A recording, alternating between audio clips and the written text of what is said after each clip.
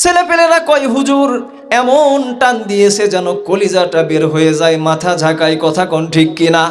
এই স্বাদ যখন আপনার অন্তরের মধ্যে আসে, আপনি যখন এই অবস্থায় আনন্দ ভোগ করেন, আল্লাহর রাসূল সাল্লাল্লাহু আলাইহি ওয়াসাল্লাম বললেন ওয়া তালাজ্জুজু বিহা কুফরুন, ওই বান্দার নাম মুসলমানের খাতা থেকে কেটে দেওয়া হয়। নাউজুবিল্লাহ।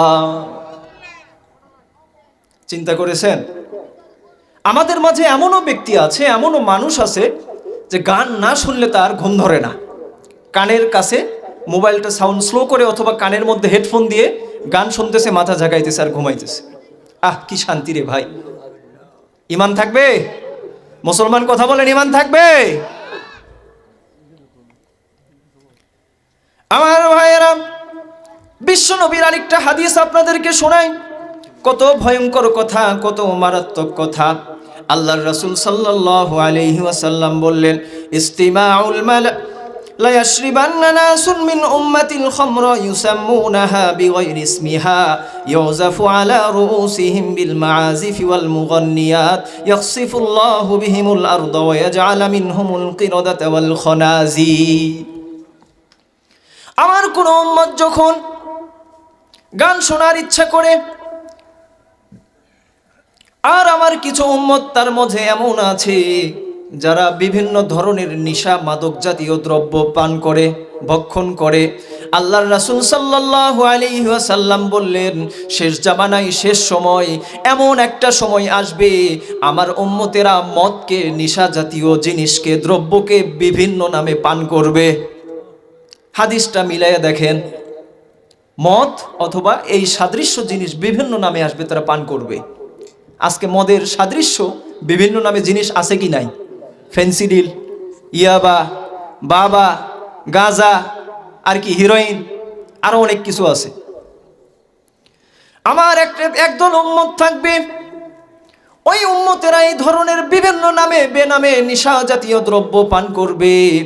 শুধু তাই নয়, তারা বিভিন্ন গানের আসরে নারী নিয়ে অশ্লীলতা চালাবে, অশ্লীলতা করবে। এই ধরনের অশ্লীলতা সিন্দুরাইলে আছে? নাই, আলহামদুলিল্লাহ। ওই ব্যক্তির বিষয়ে বলা হয়েছে, যখন আমার উম্মত এই কাজগুলো অধিক পরিমাণে করতে থাকবে, তখন আল্লাহর পক্ষ থেকে ওই ভূখণ্ডে, ওই জমিনে তখন ভূমিকম্পর মাত্রা বৃদ্ধি পাবে। দিন যাচ্ছে, ভূমিকম্প কি কমতেছে না বাড়তেছে? হাদিসের দিকে তাকান। আমরা কি গান শোনা কম করতেছি না বেশি? নাচানাচি, অশ্লীলতা, তারপরে বিভিন্ন নামে বেনামে নেশা জাতীয় দ্রব্য পান করা, এই জিনিসগুলো ভক্ষণ করা আমরা কি কম করতেছি নাকি বেশি? তাহলে ভূমিকম্প দিন দিন আপনার দৃষ্টিতে আপনি অ্যানালাইসিস করে দেখেন, কম হচ্ছে নাকি বেশি? আল্লাহর রাসূল সাল্লাল্লাহু আলাইহি ওয়াসাল্লাম শেষে বললেন, সেই উম্মতের অবস্থা কি হবে? ওয়াল খানাজির ওয়াল কানাজির আবাদাত তাগুত, ওই বান্দারা এমন হবে কুকুর এবং শূকরের সমতুল্য। কুকুর এবং শূকরের সাথে যদি কোনো উম্মতকে সাব্যস্ত করা হয়, সেই উম্মতের ঈমানের অবস্থা কি আপনারা চিন্তা করে দেখেন? চিন্তা করেছেন? আমার ভাইয়েরা, এবার আসেন মূল কথায় যাই। মক্কার বুকে যখন ওই সাহাবী কোরআন তেলাওয়াত করছে, কোরআন তেলাওয়াত শুনে কাফের পিছু নিল। কোরআনের প্রবল আকর্ষণ তাকে আর বসে থাকতে দিল না। সাথে সাথে সে এক পর্যায়ে কালিমা পড়ে ওই কাফেরটা ইসলামকে কবুল করে নিল। আমার ভাইরা, এবার আসেন সেই কোরআন থেকে সামান্য কিছু আলোচনা করি। আমার ভাইরা, এই জন্য আল্লাহ পাক রব্বুল আলামিন এই কোরআনে কারীম, এই কোরআনে হাকিম প্রথমেই চ্যালেঞ্জ করলেন, যালিকাল কিতাবু লা রাইবা ফীহি হুদাল লিল মুত্তাকিন। আমি তোমাদেরকে এমন একটা কিতাব দান করেছি, এমন একটা কোরআন দান করেছি, যেই কোরআনের মাঝে কোনো ভুল নাই, যেই কোরআনের মাঝে কোনো সংশয় নাই, যেই কোরআনের মাঝে সামান্যতম কোনো সন্দেহ মাত্র নাই।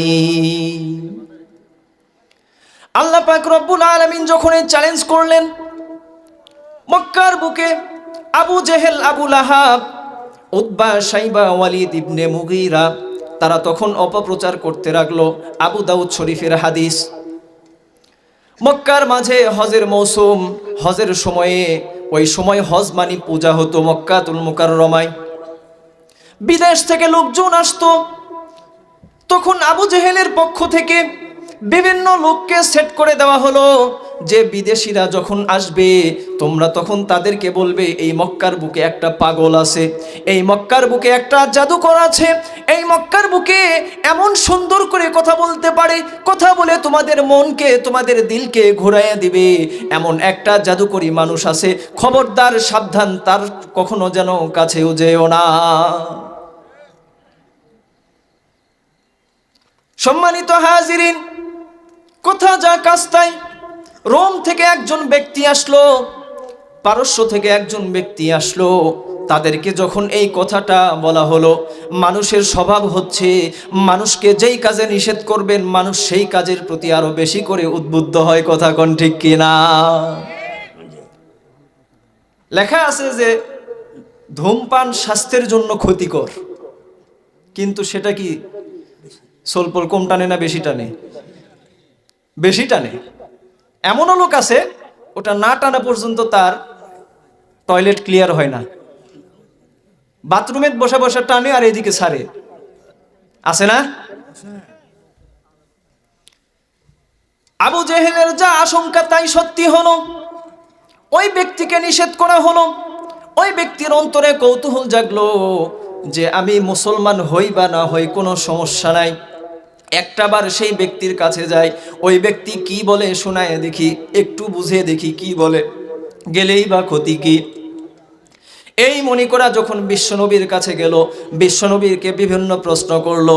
আল্লাহর রাসূল সাল্লাল্লাহু আলাইহি ওয়াসাল্লাম পবিত্র কোরআন থেকে সামান্য কিছু আয়াত তেলাওয়াত করলেন, সাথে সাথে ওই ব্যক্তি আমার ভাইরা আর দাঁড়ায় থাকতে পারলো না, আর দাঁড়ায় থাকতে পারলো না, তার মস্তককে আল্লাহর সামনে অবনত করতে বাধ্য হয়ে যায়।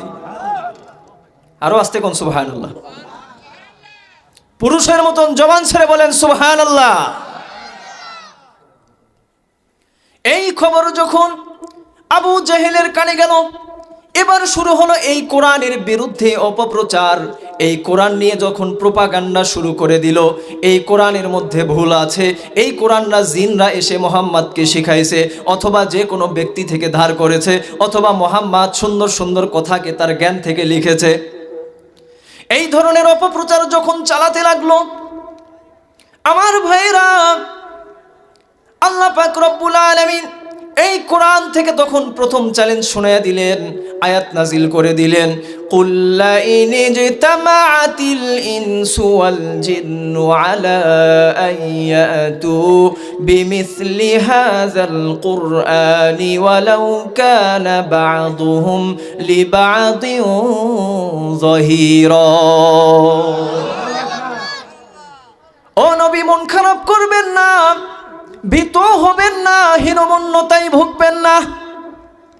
আমি আল্লাহর পক্ষ থেকে চ্যালেঞ্জ সেই কাফের বেঈমান অবিশ্বাসীদের শোনায়া দেন যে পৃথিবীর শুরু থেকে আদম থেকে কিয়ামত পর্যন্ত যত মানুষ এবং জিন আছে, তারা যদি পরস্পরকে সাহায্য করে, পৃথিবীর শুরু থেকে শেষ পর্যন্ত এই কোরআনের মতো একটি কোরআন বানায়া দেখাও তো দেখি।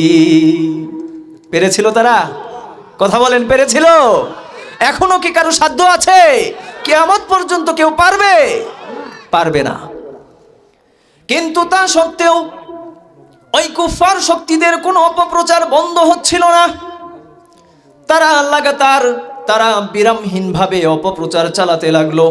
আল্লাহ পাক রব্বুল আলামিন এবার আরো সহজ করে চ্যালেঞ্জটা করলেন। পরের আয়াতে আল্লাহ পাক রব্বুল আলামিন জানিয়ে দিলেন, আম ইয়াকুলুনা ইফতারাহু কুল ফাতু বিআশরি সুওয়ারিন মিসলিহি মুফতারায়াতিন ওয়াদউ মান ইসতাতা'তুম মিন দুনিল্লাহি ইন কুনতুম সাদিকিন।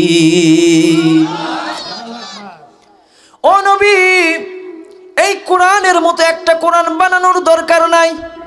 এই কোরআনের মতো একটা কোরআন তাদেরকে লেখার দরকার নাই, তৈরি করার দরকার নাই। এই কোরআনের মতো, এই কোরআনের মাঝে মাত্র যে 10টা সূরা আছে, ছোট ছোট 10টা সূরা, এই সূরার মতো সূরা তারা বানায়া দেখাও, তারা বানায়া দেখাতে বলেন তারা পারবে কি না? পেরেছিল তারা? পেরেছিল? এখনো কেউ পারবে? কিয়ামত পর্যন্ত পারবে না। তা সত্ত্বেও কুফফার শক্তি, কাফের শক্তি, যারা বিধর্মী ছিল তাদের অপপ্রচার থেমে নেই। তা সত্ত্বেও যখন অপপ্রচার থেমে নেই, এবার আল্লাহ চ্যালেঞ্জটা আরো সহজ করে দিলেন। আল্লাহ পাক রব্বুল আলামিন সূরা বাকারার মধ্যে আয়াত নাজিল করে দিলেন, ইন কুনতুম ফি রাইবিম মিম্মা নাযালনা আলা আবদিনা ফাআতু বিসূরাতিন মিন মিসলি ওয়াদউ শুহাদাআকুম মিন দুনিল্লাহি ইন কুনতুম সাদিকিন।